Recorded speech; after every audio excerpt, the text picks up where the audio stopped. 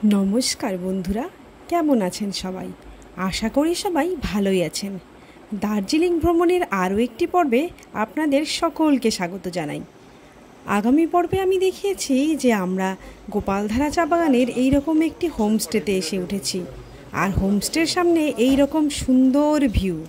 চলুন আপনাদের প্রথমে হোমস্টের ভেতরকার রুমগুলো দেখিয়ে দিই। এখানে পৌঁছে একটু ফ্রেশ হয়ে নিয়ে খাওয়া দাওয়া করে আমরা ঘুমিয়ে পড়েছিলাম, আর ঘুম থেকে উঠেই চলে গিয়েছিলাম চা বাগান দেখতে। সেখান থেকে ঘুরে ফিরতে ফিরতে সন্ধে হয়ে গিয়েছিল, তাই রুমে এসে রুমের ভিডিও বানানো এই রাত্রেবেলারই টাইম পেয়েছিলাম। যাই হোক, রুমের ভেতরে এইরকম দুটো বেড রয়েছে, একটা বেডে দুজন আর একটা বেডে একজন থাকতে পারবে। আর সামনে একটা বড় জানালা রয়েছে, যেটা খুললেই দেখা যাবে চা বাগান। টয়লেটটা বেশ পরিষ্কার পরিচ্ছন্ন ছিল, তবে সাইজটা একটু ছোট। টয়লেটে গিজার এবং বেসিন দুটোই ছিল।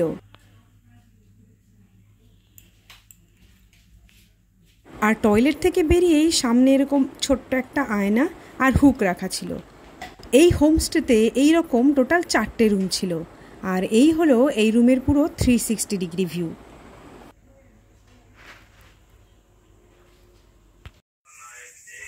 আমাদের হোমস্টে থেকে রাত 8টার সময় ডিনার দেওয়া হয়েছে, কিন্তু আমরা ডিনারটা করিনি। এখন রাত 9টা বাজে, এখন খেয়ে দিয়ে শুয়ে পড়বো, কেননা কালকে সকাল সকাল উঠতে হবে আবার। এখানে রাত 8টা বাজলেই মনে হয় যেন মাঝরাত্রি। চারিদিকে অন্ধকার, কোনো আলো নেই, আর এই হোমস্টের লোকজনও সব 8টার সময় খেয়ে দিয়ে ঘুমিয়ে পড়ে। মানে অনেকটা গ্রামের পরিবেশের মতো, একটু ভুতুরে ভুতুরে টাইপের। যাই হোক, সামনে তো চা বাগান, পেছনে জঙ্গল, ভীষণ জঙ্গল। এনারা বলছিল যে চা বাগানে নাকি চিতাবাঘ বেরোয় রাত্রেবেলা করে। আর সকাল সকাল উঠে যদি চা বাগানে ঘুরতে যায় কেউ, যেতে বারণ করছিল। মোটামুটি ভোরের আলো ভালোভাবে ফুটে যাওয়ার পর, যখন হোটেলে সবাই জেগে যাবে, বাইরে বেরোতে শুরু করবে, তখন গিয়ে চা বাগানে ঘুরতে পারবে। তার আগে যেতে বারণ করছিল, কেননা এখানে নাকি চিতাবাঘ থাকে। তো আমাদের ডিনার ওনারা দিয়ে গেছেন, তো দেখিয়ে দিচ্ছি তোমাদের ডিনারে কি কি দিয়েছে। এখানে সকালের মেনু আর রাতের মেনু দুটো প্রায় একই ছিল, শুধু সকালের মেনুতে ডিম ছিল আর রাতের মেনুতে চিকেন। আমি চিকেন খাবো না বলে আমার জন্য আলাদা করে মাছ নিয়ে নিয়েছিলাম। খাবারের স্বাদ মোটামুটি ভালোই ছিল, কিন্তু ডালটা নষ্ট হয়ে গিয়েছিল। আমাদের যে খাবারগুলো দিয়ে গিয়েছিল সেগুলো মোটামুটি হালকা গরম ছিল, আর সমস্ত কিছু হটপটেই রাখা ছিল। এই হোমস্টের পরিবেশটা গ্রাম্য হলেও মনের শান্তির জন্য সত্যি অসাধারণ। চারিদিকে কোনো আওয়াজ ছিল না, শুধুমাত্র আমাদের কথা বলার আওয়াজগুলোই শোনা যাচ্ছিল। মোটামুটি 8টা নাগাদ ওনারা হোমস্টের নিচের যে দোকানটা চালাতেন সেটা বন্ধ করে দিয়েছিলেন। 8টার পরে আর কোনো গাড়ি দাঁড়ানোর আওয়াজও আমরা পাইনি, তবে মাঝে মাঝে রাস্তা থেকে গাড়ি যাওয়ার আওয়াজ অবশ্যই পেয়েছিলাম। মনের শান্তির জন্য আর একটু নিরিবিলিতে নিজের সঙ্গিনীর সাথে সময় কাটানোর জন্য এই জায়গাটা কিন্তু একদম দারুণ। যারা দার্জিলিংয়ের অতিরিক্ত ভিড় এড়িয়ে একটুখানি সময় নিরিবিলি একা নিজের সঙ্গীর সাথে কাটাতে চান, তারা কিন্তু অবশ্যই এই জায়গাতে একবার আসবেন। এইদিকে আমাদের পুচকু হাঁটি হাঁটি করছে কুয়াশার মধ্যে সোয়েটার পরে। আমাদের পুচকু হাতি হাতি করছে।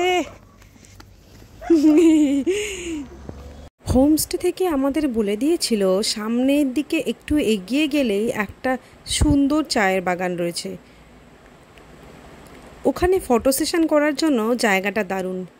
আমরা সেই দিকেই যাচ্ছিলাম, কিন্তু ওখানে পৌঁছানোর পর আমরা জানতে পারলাম যে ওটা এখন বন্ধ আছে। যাই হোক, ওখান থেকে ফিরে এসে সামনের যে চা বাগানটা ছিল সেখানেই ঢুকে একটু আধটু ছবি তুলে নিলাম।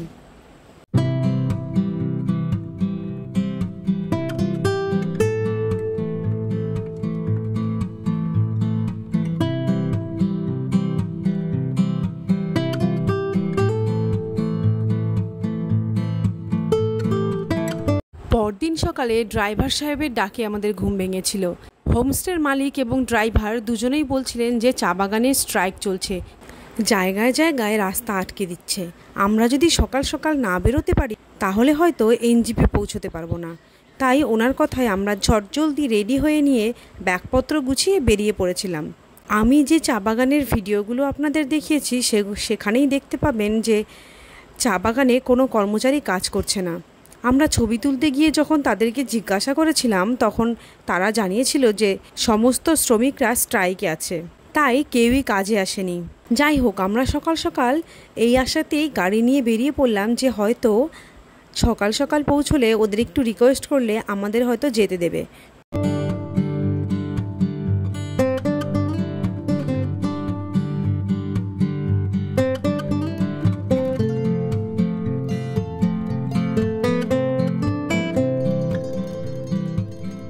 প্রথম 1 কিলোমিটার যেতে না যেতেই আমাদের গাড়ি আটকে দিল।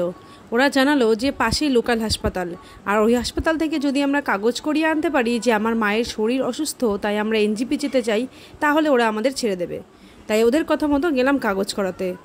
কাগজ করিয়ে নিয়ে আসার পর ওদের দেখালে ওরা ছেড়ে দিয়েছিল ঠিকই, কিন্তু আরও 1 কিলোমিটার যেই সামনে এগোলাম তখন আবার সামনে স্ট্রাইক। আর এবারে ওরা আমাদের কিছুতেই আগে যেতে দিল না।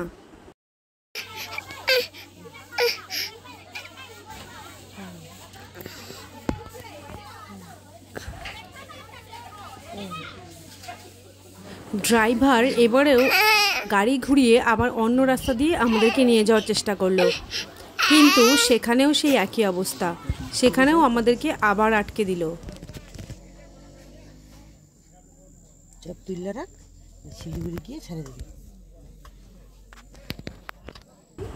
আর ওই দেখুন সামনে আমাদের গাড়ির মতোই আর একটা গাড়ি দাঁড়িয়েছে। ওই গাড়িতেও ট্যুরিস্ট ছিল, আর ওদেরকেও ওরা যেতে দেয়নি, আটকে দিয়েছিল।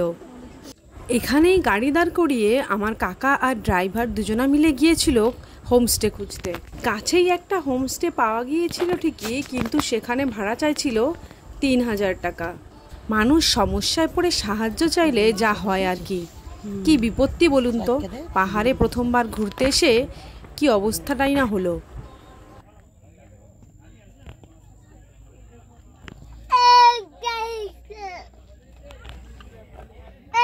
আশেপাশে আরেকটু খোঁজার পরে একটু দূরেই একটা হোমস্টে খুঁজে পেয়েছিল, যদিও ওরা তখন ভাড়ার কথা কিছু জানায়নি, কিন্তু খুব বেশি লাগবে না বলেই আমাদেরকে থাকতে দিয়েছিল। আজকের এই বেলাটুকু থাকার জন্য আমরা যেখানে গিয়ে উঠেছিলাম, চলুন আপনাদেরকে সেই হোমস্টেটাও দেখিয়ে দিই।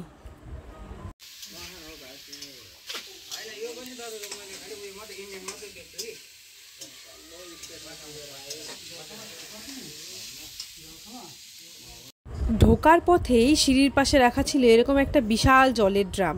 এটার মধ্যে বৃষ্টির জল সংরক্ষণ করে রাখে ওরা, কারণ এখানে জলের সেরকম ব্যবস্থা নেই। ভেতরে ঢোকার পরেই এইরকম কিছু পুরনো আমলের সোফা ছিল আর একটা টেবিল ছিল।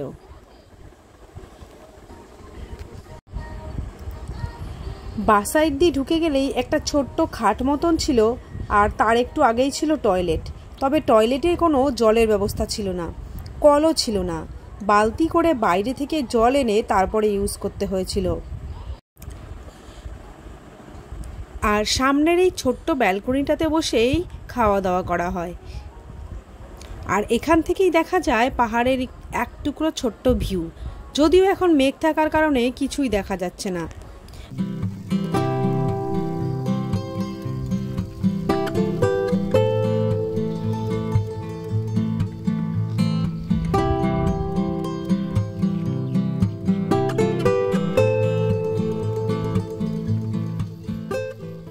আর এটা সন্ধ্যা নামার ঠিক আগের মুহূর্তে তোলা।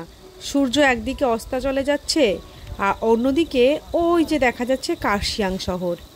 যদিও এটা আমি জানতাম না, ওই হোমস্টেরই একজন মহিলা আমাকে জানিয়েছিল যে ওই পাহাড়ের বুকের শহরটা কার্শিয়াং।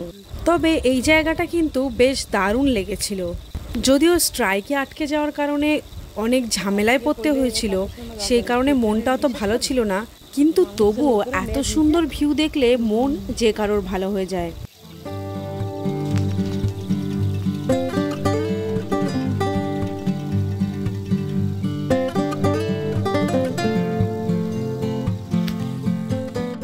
এই জায়গাটা গোপালধারা চা বাগানের হোমস্টের থেকেও আরও বেশি প্রত্যন্ত গ্রাম।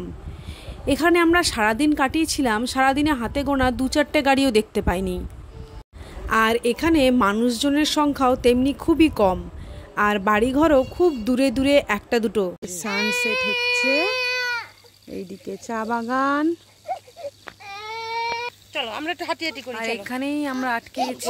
ওই যে একটা ছুয়া পোকা। অ্যাকচুয়ালি আজকে সমস্ত চা বাগানের শ্রমিকদের স্ট্রাইক চলছে, সেই কারণে রাস্তা বন্ধ, তাই আমরা যেতে পারছি না। আমরা সকালবেলা হোটেল থেকে বেরিয়েছিলাম, কিন্তু তবুও ওরা যেতে দেয়নি, অ্যালাউ করেনি। দু একটা জায়গায় ছেড়ে দিয়েছিল, কিন্তু শেষ পর্যন্ত আর হয়নি, আটকে দিয়েছে, ফেরত দিয়ে দিয়েছে। তখন আমরা উল্টো আর হোমস্টেতেও ফিরে যেতে পারিনি, মাঝ রাস্তায় গাড়ি দাঁড়িয়ে ছিল। তখন ওই সাইডে একটা গলি দিয়ে একটা ছোট হোমস্টে টাইপেরই, মানে ছোট হোটেল, অনেকটা চায়ের দোকানের মতো ছোট একটা হোটেলে এসে থাকলাম আমরা। এখন প্রায় পড়ন্ত বিকেল, সন্ধে হলে এখান থেকে বেরোবো। সন্ধেবেলা আশা করি স্ট্রাইকটা থাকবে না, উঠে যাবে। সন্ধেবেলা এখান থেকে যাব এনজিপি, দেখা যাক কি হয়। যাই হোক, এই দিনটা পুরো বেকার গেল। হোমস্টেতে থাকলে হয়তো খাওয়া দাওয়াটা ঠিকঠাক হতো, দিনটা ভালোভাবে কাটতো। এখানে তো ভাতও পাওয়া যায় না, শুধুমাত্র ম্যাগি, অমলেট আর স্ন্যাক্স আইটেম পাওয়া যায়, আর কিছু পাওয়া যায় না। ধীরে ধীরে পাহাড়ে সন্ধেও নেমে এসেছিল, স্ট্রাইকও উঠে গেছিল, আর আমাদের গাড়িও রওনা দিয়েছিল এনজিপির পথে। কিন্তু একটা খারাপ অভিজ্ঞতা দিয়েই ট্যুরটা শেষ হলো।